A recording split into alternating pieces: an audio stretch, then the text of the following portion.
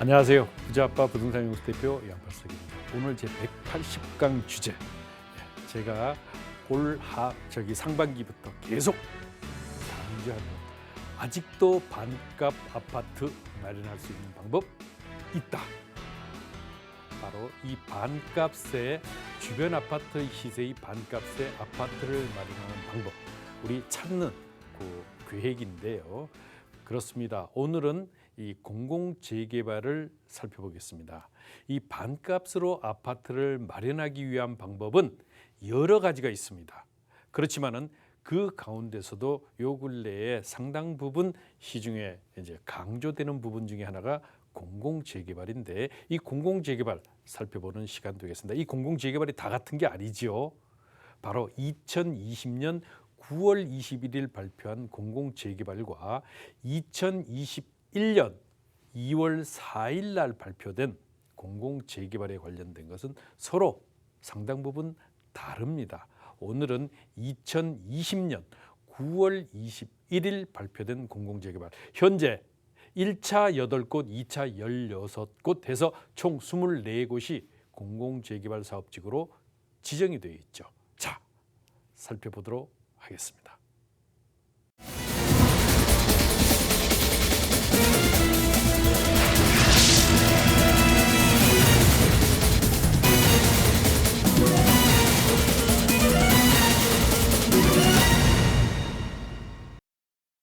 네, 180강 주제. 오늘은 이 공공재개발 관련돼서 공공재개발에 대해서 분석을 하도록 하겠습니다. 무료 세미나 안내해 드리겠는데요. 가로주택 정비사업이 요 근래 뜨거운 이슈로 회자되고 있고, 이 공공재개발 및 재개발, 민간재개발, 공공재개발 포함해서 또 여기에 더해서 역세권 개발이 있지요. 역세권 개발에 대한 투자를 진행해 드립니다. 매주 수요일입니다. 오후 2시입니다. 어디요? 전철 9호선 신논현역 3번 출구 200m 지점, 거평타운 몇 층? 2층. 거평타운 2층. 전화 022638-3956, 022638-3956번으로 전화 주시면 되겠습니다. 끝난 다음에요, 1대1 개별 상담 진행해 드리니까 부동산에 관련된 어떤 것이라도 좋습니다. 세금, 경매, 재개발, 재건축, 그리고 토지뿐만 아니라 상가, 그리고 여러 가지의 투자의 이슈 충분히 상담해 드릴 수 있도록 전문가들이 포진하고 있습니다. 오셔서 부동산에 관련된 많은 것들 내려놓으시고 또 품어가시고 해서 성공 투자를 이루시기 바랍니다. 강의 진행하겠습니다. 그렇습니다. 이 공공재개발은요, 이 사업 개념을 보게 되면은 이 사업성 부족 등의 사유, 실제 해보려고 하니까 사업성이 나오지를 않아요. 그런데 이런 여러 가지 사유로 정체된, 그리고 신규 예정구역, 해제지역을 포함해서요, 대해서 공공시행자가 이제 참여를 하죠. 공공시행자는 어디예요? SH나 LH. 물론 사업성 부족 등의 사유도 있지만은 내부 마찰 때문에 서로 주도권 싸움을 다투다가 정체되는 이런 경우도 종종 있거든요. 이래서 이 공공성 요건을 강화해서 이제 인센티브 부여를 통해서 사업을 정상화 또는 촉진, 빨리 진행되도록 도와주는 것이죠. 그래서 도심 내의 주택 공급 기반을 강화하는 데 목적이 있습니다. 이 공공시행자 지정 요건을 보게 되면은 단독으로 내지는 공동으로 시행할 수가 있는데, 단독으로 하는 경우에는 토지 등 소유자의 3분의 2 이상, 거기다가 토지 면적의 2분의 1 이상의 동의가 반드시 엔드입니다. 엔드. 오화가 아니고 엔드. 자, 토지 등 소유자의 3분의 2 이상, 그리고 토지 면적의 2분의 1 이상의 동의를 얻어야만 단독으로 LH나 SH가 시행을 할 수 있습니다. 그런데 공동으로, 그건 공동으로 어떻게 해요? LH나 SH와 조합이 공동으로 사업을 한다는 것이죠. 여기는 과반수의 동의만 얻으면 되겠습니다. 그래서 이런 공공성 요건과 인센티브를 통해서 사업성을 개선해서 바로 사업을 성공적으로 이끄는데 그 목표가 있습니다. 자, 그러면 그런 시행 방식은 어떻게 될까요? 공공 또는 공동 시행 방식은 먼저 조합 또는 주민 대표와 그리고 LH 내지는 SH가 되겠죠. 여기에 약정을 체결하게 됩니다. 약정을 체결하게 되면은 약정을 체결하면 이제 본격적으로 구역 지정, 조합 설립인가, 그리고 사업 시행인가, 관리 처분인가를 통해서 이주 철거, 준공, 그리고 입주를 하게 되는 과정이 되겠는데, 그러면 처음에 어떻게 해야 돼요? 바로 정비업체가 먼저 정비업체가 정해져서 전문 관리를 하게 되죠. 그리고 나서 사업이 착착착 진행이 돼서 조합 설립인가를 받게 되면 어떻게 해요? 시공사 선정이 가능하잖아요. 시공사 선정이 되면은 조합 설립인가 이후에는 그 시공사 선정이 되고, 시공사 선정이 된 다음에 또 사업이 진행해서 사업 시행인가와 관리 처분인가 이후에 이제 일반 분양을 시행하죠. 일반 분양을 시행해서 분양 대금과 분양 시행을 하고 분양 대금을 받아서 이제 수익을 이제 만들어가는 것이죠. 그런데 이런 사업을 총괄적으로 하다 보면 뭐다? 자금이 필요하지요. 이러한 자금을 어디서? 기금을 대출을 받아요. 어디에서요? LH 신용보강을 통해서 주택도시기금에서 자금 조달을 어떻게? 저리로 융자를 받으니까 사업성이 개선이 되고, 이런 여러 가지의 또 하나의 방법은 시간 단축, 그리고 인허가에 있어서의 여러 가지의 이제 그 혜택을 이제 주게 되죠. 그러면 이러한 공공 또는 공동 시행 방식을 통해서 사업이 진행이 돼서 나중에 일반 분양까지 마무리를 하고 준공 입주 그리고 청산 과정을 통해서 이제 이 사업이 완결이 되는 것입니다. 완결이 되는 것인데, 그렇다면 사업 혜택이 어떤 게 있는가? 먼저 공공 재개발이 되면은 주택 공급 활성화 지구로 지정이 됩니다. 자, 지정이 되죠. 지구 단위 계획을 통해서 지정이 되게 되면은 네 가지의 큰 인센티브가 주어지게 되는데, 먼저 도시 규제를 완화한다. 규제를 완화해서 용도 지역 상향 내지는 용적률을 상향해 줘요. 용적률 같은 경우 최대 120%까지도 가능하도록, 요거는 단순히 지방 조례에 의한 것이 아니고 국토의 계획 및 이용에 관한 법의 최대의 용적률의 120%까지도 가능하기 때문에, 서울의 경우는 2종 일반 주거 지역이 200%의 용적률을 가지는데 국회법에는 250%죠. 여기에 120%. 그러면 300%까지도 어떻다? 2종의 경우에는 300%까지 면적을 증대시킬 수 있다. 용도지역 상향이라는 것은 2종이나 일반 주거지역을 어떻게 해요? 3종 일반 주거지역을 준주거로 용도지역 상향도 가능하다. 그리고 기부 체납을 완화하니까 이런 규제 완화를 통해서 사업성 개선이 되잖아요. 실제적으로 단위 면적당 건축할 수 있는 면적이 100평인 것과 200평인 것과 300평인 것은 전혀 다르죠. 그래서 이 부분에 있어서 사업성을 개선하고, 두 번째, 사업성을 보장하는 겁니다. 사업성. 어떻게? 자, 관리처분 시에 분담금을 확정하는 거예요. 예를 들면은 관리처분 총회를 통해서 일반 분양분에 대한 분양가가 정해져서 해서 시행을 했는데 미분양이 됐습니다. 이런 경우는 사업성이 악화가 되겠죠. 이 부분에 있어서 그렇게 되면 결국 분담금이 조절이 될 수밖에 없죠. 그런데 여기는 분담금을 어떻게 해요? 확정하겠다. 그리고 분양가 상한제 적용을 제외하는 겁니다. 이 분양가 상한제 분상 적용이 제외가 된다고 하면 요즘 같은 경우는 정말 큰 혜택일 수 있죠. 그래서 이 분양가 상한제 적용을 어떻게 해요? 제외를 해주겠다. 제외를 하면은 상대적으로 높은 분양가로 일반 분양을 할 수가 있으니까 거기에 따른 사업성이 상당 부분 개선이 되겠죠. 거기다가 신속한 뭐예요? 인허가. 이게 어떻게 보면 가장 큰 혜택 중에 하나입니다. 신속한 인허가, 즉 도시계획 수권소이나 사업계획 통합심의를 통해서 뭐예요? 단축해주겠다. 통합심의를 해서 각각 하던 심의를 통합으로 하면은 그 기간이 반으로 줄어들게 되니까 이런 기간 단축이 되는 것입니다. 이 기간 단축이 되니까 매우 좋고, 나머지 이 자금 지원, 자, 돈 부족하지? 자, 돈을 꿔줄게. 사업비를 어떻게 해요? 지원을 해줄게. 사업비, 이주비, 그리고 기반시설 국비를 지원을 해주게 되니까 어떻게 됩니까? 이런 네 가지의 큰 사업, 이 큰 지원을 통해서 사업성이 이제 개선이 되는 것입니다. 그렇기 때문에 이런 부분들이 매우 큰 혜택을 가지게 된다. 그렇다면은 이 공공재개발로 달라지는 점이 어떤 게 있을까? 달라지는 점이 어떤 게 있을까? 이 어떻게 있냐면 조합원인 경우, 조합원은 현재 소유권이죠.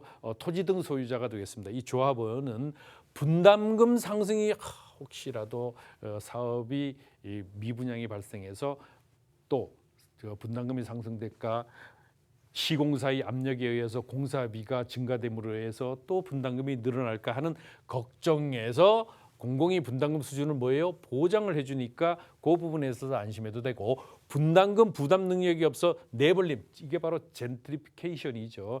이 젠트리피케이션이 이 공기업이 부족분을 대납을 해줘서 재정착률을 높이기도 하고요. 사업 추진 중에 내부 갈등이나 비리 이런 것들을 이제 공공이 직접 관리를 함으로 해서 투명한 이런 그 사업 관리를 하게 되고, 중도금은 보통 60%죠. 60% 부담을 하게 되는 것을 40%로 낮추겠다. 이 중도금 보통 조합원이라도요, 감정평가 금액을 받아서 그 금액에서 계약금, 중도금, 잔금으로 이제 나눠서 분납을 하게 되는데, 거기에서 보통 계약금 20%, 중도금 60%, 그리고 잔금 20%가 기본입니다. 그렇지 않으면 계약금 10%, 중도금 60%, 잔금 30% 이렇게 되는데, 이 중도금 60%를 40% 수준으로 낮춰주겠다. 이렇게 되면 상당 부분 조합원 입장에서는 혜택이 되죠. 또 세입자주 있죠. 세입자가 있는데 이 사업 착수에는 구역 지정 이후에 이제 들어오게 되면 재입주가 곤란하죠. 당연합니다.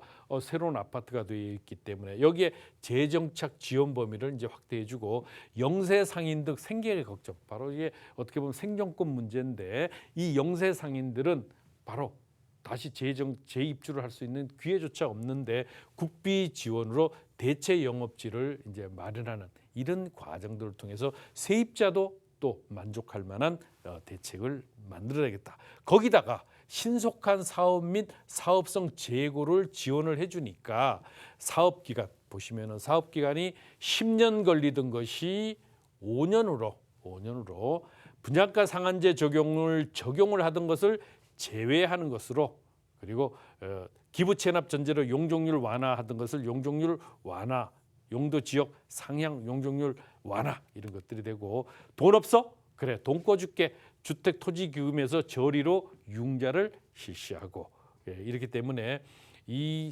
서울을 중심으로 해서 먼저 시범 사업을 추진을 하겠다 해서 현재 1차가 8곳, 그리고 2차가 16곳이 현재 지정되었습니다. 지정되어서 24곳이 지정돼서 현재 이제 사업을 진행을 하고 있습니다.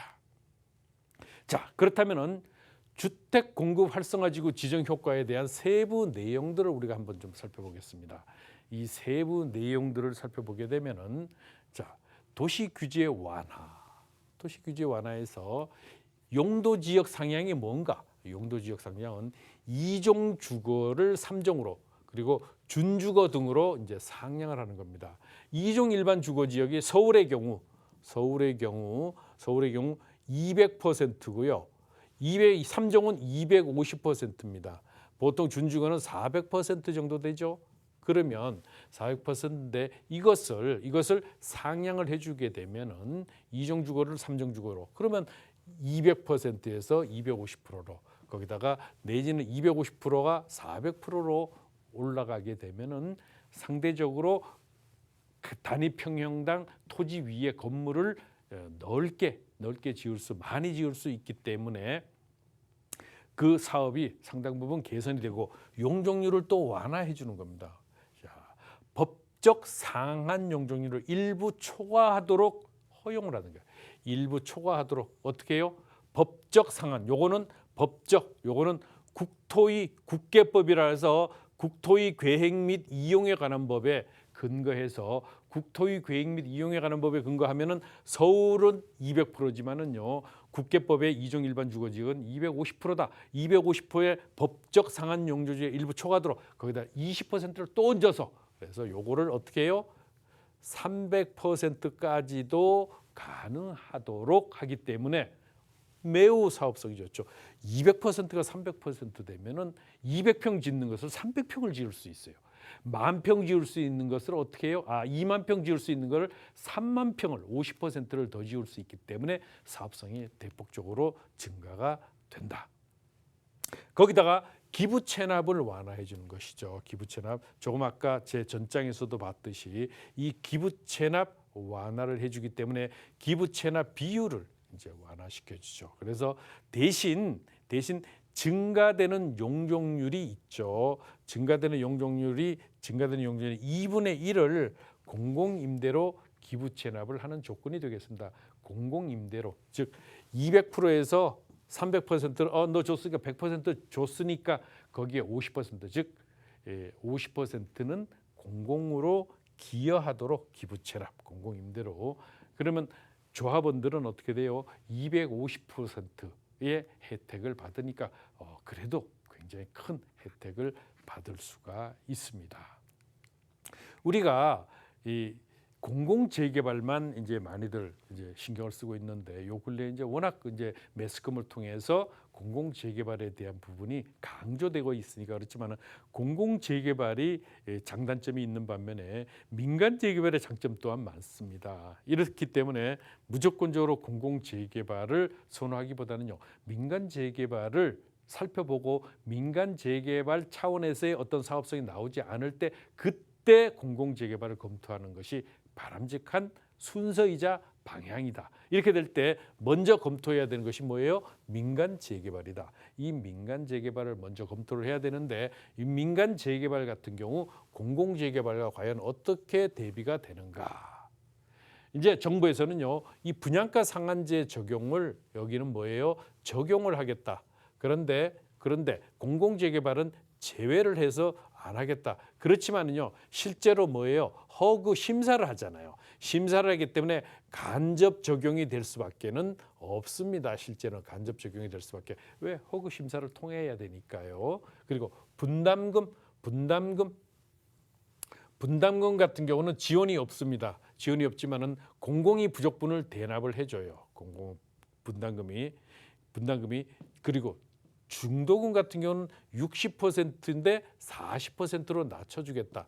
여기는 뭐예요? 사업성이 떨어지는 곳이에요. 이런 곳에는 물론 공공이 들어가면은 훨씬 더 낫겠지만은 민간 재개발 같은 경우 일반적으로 서울 지역에 최소한 서울 지역에 있는 25개 자치구 중에 18개 이상은요, 민간 재개발 방식이 훨씬 낫습니다. 왜냐하면 실제로 분양가 상한제가 있어도 이 중도금이라든가 분담금 같은 경우 부담이 없는 이유가 시공사의 보증으로 실제로 지원이 많이 되고 있을 뿐만 아니라 분담금 자체가 낮아질 수 있는 여러 가지 혜택들이 있어요. 왜냐하면 현재의 주변의 아파트의 시세가 재개발을 진행했을 때의 완성에 따른 가격대가 상당 부분 올라가는 지역들이 많거든요.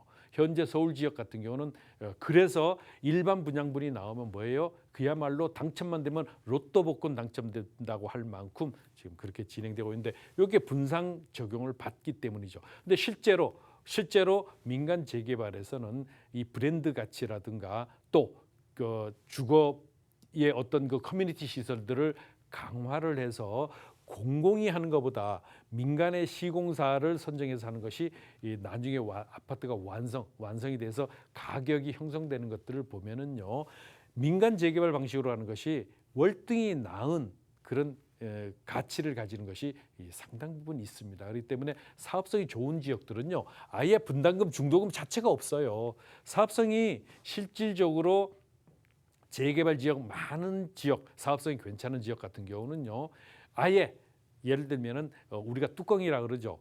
무허가 건축물을 가지고 감정평가 금액이 일반적으로 뭐 1,000여만 원 정도 나오는 이러한 그 조합원도 계약금, 중도금 걱정 마라. 마지막 잔금 때 전부 퉁 해가지고 해결해. 이런 지역들이 의외로 많습니다. 그렇기 때문에 그러한 부분들을 내려놓으면 되기 때문에 이런 중도금을 뭐 60에서 40% 이렇게 뭐 마치 뭐 동양아저씨 주는 것 이런 거 걱정 안 하셔도 됩니다. 그래서 민간 재개발 많은 지역들은 사업성이 굉장히 괜찮은 곳들이 대부분이고 또 실질적으로 우리가 투자를 한다고 하면 어디에 해도 여기 하는 것이 아니고 이곳에 해야 됩니다. 민간 재개발 중에서도 사업성이 나오는 이 지역에 투자를 하셔야 제대로 된 투자가 되는 것이지, 그냥 이런 혜택이 있다 그래서 들어가서 거기 혜택이 많으니까 실질적으로 조합원들에게 저 많은 혜택이 있으니까 나중에 아파트가 완성이 됐을 때 그 가치도 상당히 시세 차이가 클 것이다. 물론 클 수도 있습니다만 그 여기에는 꼼꼼히 점검하는 이런 것들이 필요하고요. 특히 여기서 가장 중요한 것 중에 하나가 바로 사업 기간을 단축, 10년이 5년으로 줄어드는 거죠. 2분의 1이 5년으로 줄어드는 것이 매우 크다. 그리고 조합 설립인가 그래서 40개월 내던 것이 18개월로 줄어든다. 사업비의 지원을 이제 허그 자금으로 주겠다. 이주비 지원 없는 것을 지원해 주겠다. 동의율이 추진위에서는 2분의 1, 조합 설립이 4분의 3인데 여기는 조합 설립 2분의 1, 공공 단독일 때는 3분의 2로 완화시켜서 이제 동의율을 낮춰서 빨리 사업이 진행되도록 해 주겠다. 이것입니다. 그렇기 때문에 이 부분을 잘 살펴보시게 되면은 상당 부분 여기서 사업성이 제고되는 이런 그 지역들을 분석해 보면 민간 재개발 방식이 좋으냐, 공공 재개발 방식이 좋으냐 이것이 나올 수 있겠습니다. 마지막으로 보실 것은 이 공공 재개발은 LH, SH가 참여하는 사업 방식인데요. 여기서 중요한 것이 있죠. 제가 전장에서 계속적으로 봤습니다만은 가장 큰 것이 뭐예요? 용적률 법정 한도의 120%를 주겠다. 120% 바로 이것이죠. 이 120%가 중요하죠. 120% 법정 한도, 요거는 국토의 계획 및 이용에 관한 법, 여기 법정 한도의 120%. 서울시의 용적률이 아닙니다. 자, 불어난 용적률의 20에서 50%를 임대주택으로 기부 체납을 해줘야 된다. 대신 세 번째, 분양가 상한제 적용 제외예요. 이거 굉장히 크죠. 요거 크고 그리고 인허가 절차를 간소화. 이것이 10년이 5년으로 단축되니까 매우 좋다. 그리고 조합원 분양권을 제외한 물량의 절반은 수익 공유용 전세와 공공 임대로 공급. 이것은 좋은 혜택이 아니지요. 그리고 토지 거래 허가 구역으로 지정이 또 되니까 거래가 어려워요. 이것 또한 단점입니다. 그리고 21년 말까지 공공재개발 정비구역 계속적으로 지정을 하겠다. 주택 분양권리 산정, 분양권 권리 산정 기준일을 2020년 9월 21일로 소급하겠다. 이것도 단점이 되겠죠. 그래서 우리가 이 부분을 잘 살펴봐야 되는데요.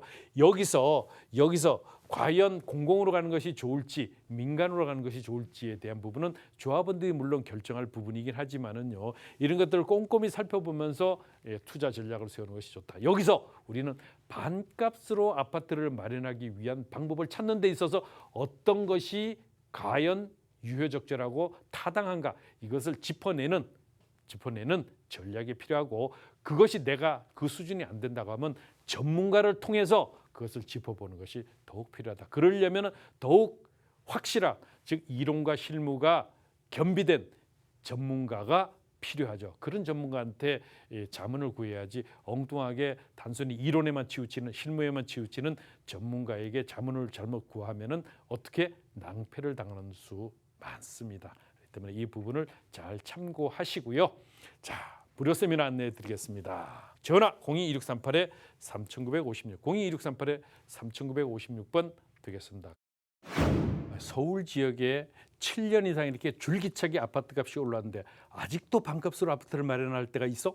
네, 있습니다. 그리고 유수한 지역입니다.